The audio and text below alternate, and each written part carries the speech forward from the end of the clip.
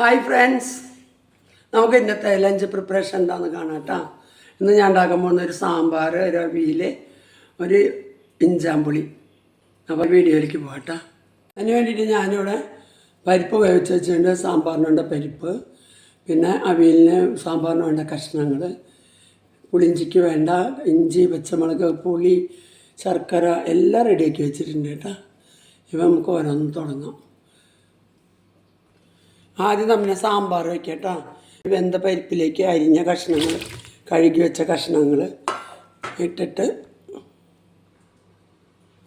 കുറച്ച് മഞ്ഞൾപ്പൊടി ഇടാം, കുറച്ച് മല്ലിപ്പൊടി ഇടാം,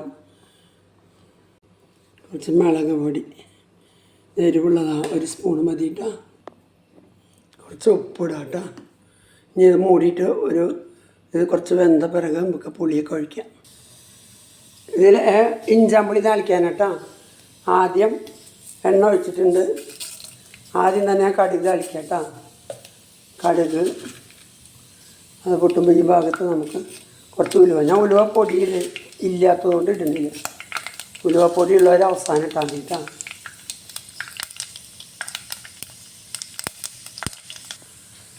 ഇനി നമുക്ക് ഉണക്കമുളക് ഇടാം, കുറച്ച് കറിവേപ്പില ഇതായിട്ടുണ്ട്. നമുക്ക് ഇഞ്ചി ഇടാം കേട്ടോ. കുറച്ച് അധികം ഇഞ്ചി ഇടണം കേട്ടോ. ഇഞ്ചിയും പുളിയല്ല. പച്ചമുളക് ഇടാം കേട്ടോ.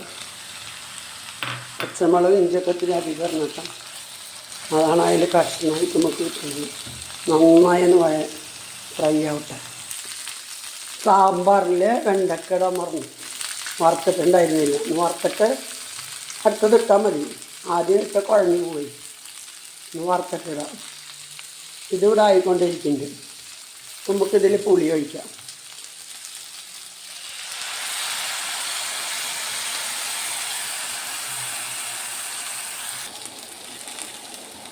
ഇത്തിരി ഉപ്പിടാം കേട്ടോ. പിന്നെ എരിവ് നോക്കിയിട്ട്, എരിവില്ലെങ്കിൽ കുറച്ച് മുളക് പൊടി ഇടാം.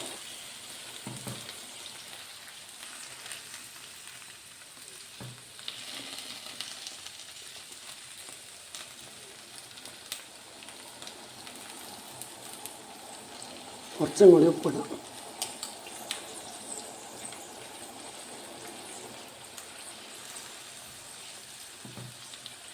ഓണല്ലേ, നാളെ എത്താ തോന്നുന്നുണ്ട്.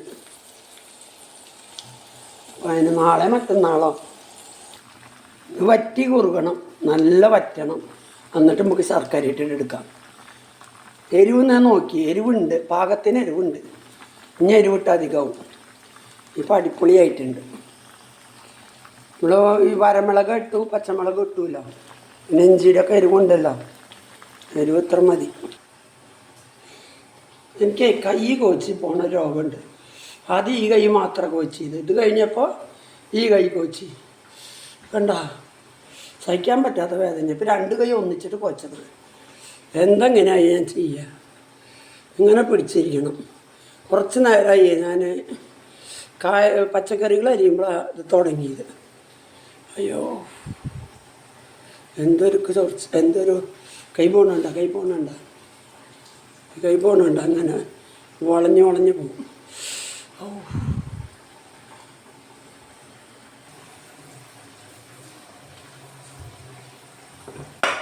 നമുക്ക് ഈ വെണ്ടക്കായ ഇതിലിടാം കേട്ടോ. മറ്റേ പച്ചക്കറികളൊക്കെ വെന്തിട്ടുണ്ട്.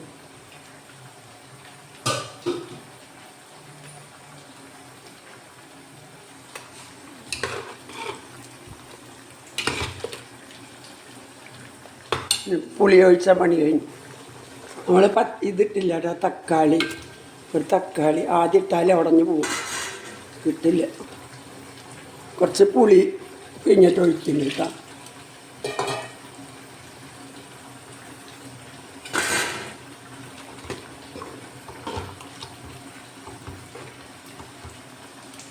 അവിടെ നമ്മുടെ ഇഞ്ചാമ്പുളി കുറുകിക്കൊണ്ടിരിക്കുന്നുണ്ട്. ഇവിടെ സാമ്പാറായിക്കൊണ്ടിരിക്കുന്നുണ്ട്. ഇനി നമുക്ക് വേണ്ടത് അവിയൽ വെക്കണം.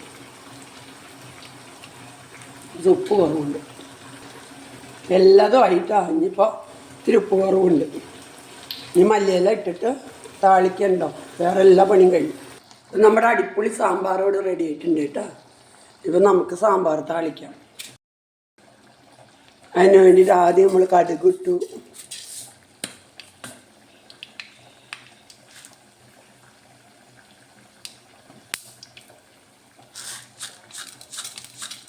രണ്ട് മണി ഉലുവ ഇട്ടു. ചിലവർ സാമ്പാറിൽ ഉലുവ ഇടില്ല കേട്ടോ, ഞങ്ങൾ ഷുഗർകാരല്ലേ, അതുകൊണ്ട് ഞങ്ങൾ ഉലുവ ഇടുണ്ടാക്കി. മുളകും കറിവേപ്പിലേക്ക് അത് പിന്നെ പണി കഴിഞ്ഞ് ഇങ്ങോട്ട് വിട്ട്.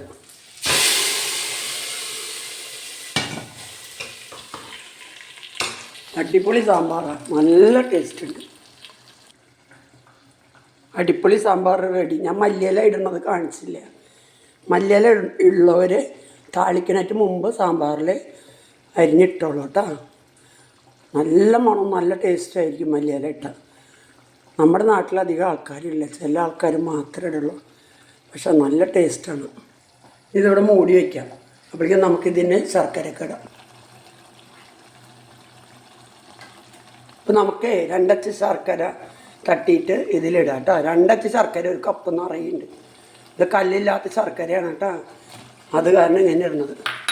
കല്ലുള്ള ശർക്കരയാണെങ്കിൽ നിങ്ങൾ നോക്കിയിട്ട് വേണ്ട പോലെ ഇട്ടോളൂ കേട്ടോ. ഇതിലൊരു കല്ല് കൂടിയില്ല, പലപ്പോഴും ഞാൻ നോക്കിയതാണ്. 2 അച്ച് ശർക്കരയ്ക്ക് എന്തോരമുണ്ടോന്ന് നോക്ക്. വലിയ അച്ചാണ്. 3 അച്ചിട്ടാൽ മതി പായസത്തേക്ക്.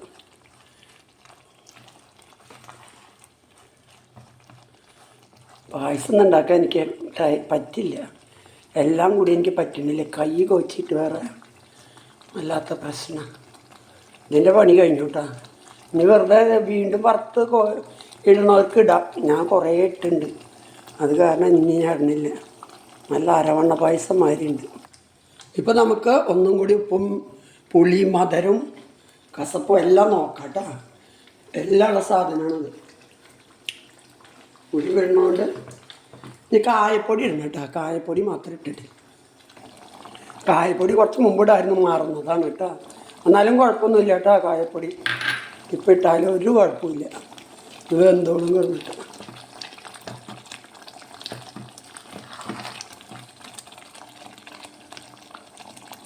നെല്ലൊക്കെ നല്ല ഉരുകിയ ശേഷം ഇത് പാകമായിട്ടുണ്ട് കേട്ടോ.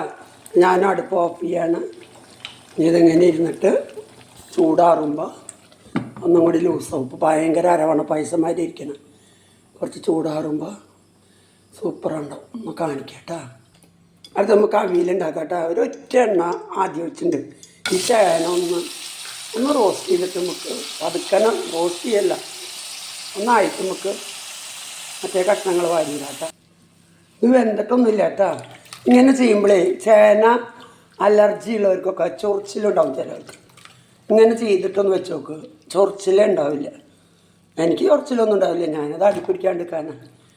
എന്നിട്ട് ഈ കഷ്ണങ്ങൾ ഒന്നും കൂടി കഴുകിയിട്ട് ഇതിൽ വാരിയിടുക. ഇതിൽ കുറച്ച് മഞ്ഞൾപ്പൊടി ഉപ്പ് മാത്രം ഇട്ടാൽ മതി കേട്ടോ. ഇത് വെന്ത പിറகு ശേഷം നമുക്ക് അരപ്പിടാം.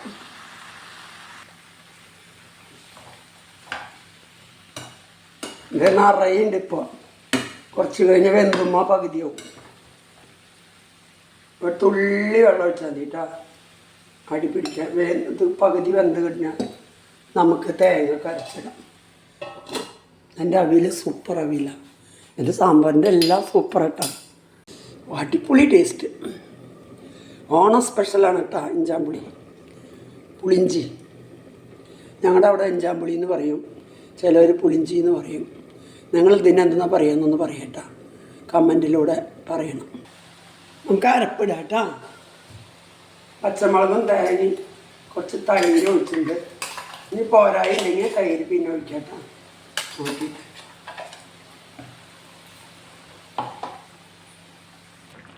കുറച്ചും കൂടി തൈര് ഒഴിച്ചിട്ടുണ്ട്. ഇത്തിരി പുളി ഇല്ല, ഇത്തിരി പുളി പോരായുണ്ട്, അത് കാരണം ഇത്തിരി കൂടി തൈര് ഒഴിച്ചു.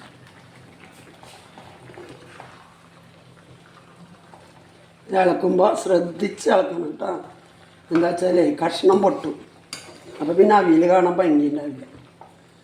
ഇത് ഞാൻ ചോറിന് മാത്രമല്ല കേട്ടോ, അത് വെറുതെ ഞാൻ എപ്പോഴും ഒരു ഫുഡായിട്ട്, ഒരു നേരത്തെ ഭക്ഷണമായിട്ട് കഴിക്കാറുണ്ട് കേട്ടോ. വെയിറ്റ് ലോസ് ആവശ്യമുള്ളവരൊക്കെ ചോറ് തിന്നാണ്ട് ഇങ്ങനെ അവിയലുണ്ടാക്കി കഴിക്കുക. നല്ല വെന്തു കേട്ടോ. നമ്മളിത്തിരി കറിവേപ്പില ഇട്ടിട്ട് പച്ച വെളിച്ചെണ്ണ ഒഴിച്ചിട്ട് മൂടി വയ്ക്കാം, ഓഫ് ചെയ്യാം.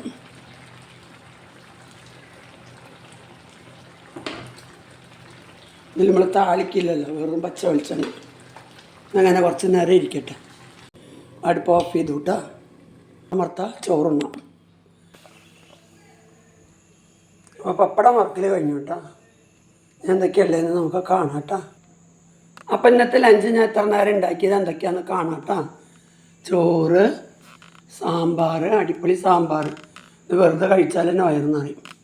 പിന്നെ അവിയൽ, അതും അതേമാതിരി തന്നെ. പിന്നെ പപ്പടം, ഇഞ്ചാമ്പുളി അടിപൊളി ഇഞ്ചാമ്പുളിയാണ്. ഇതുമാതിരി കണ്ടിട്ട് ഇതുമാതിരി ചെയ്ത് നോക്കിക്കോട്ടെ. നല്ല അടിപൊളി ഇഞ്ചാമ്പുളിയാണ്.